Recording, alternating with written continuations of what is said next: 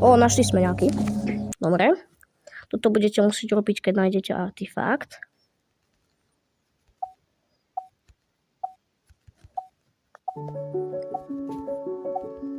Na toto pover budete musieť stlačať a budete tým žltým, čo vám svieti, musíte na tieto gule trafať. Toto bude asi nejaký common artefakt, lebo je to oranžové a ide to pomaly. Ale môže to byť nejaký rare. A je to. Tento už mám. Hej, tento už mám. Naposledy som našiel taký nový, že Common Orbitite. Common Orbitite, áno.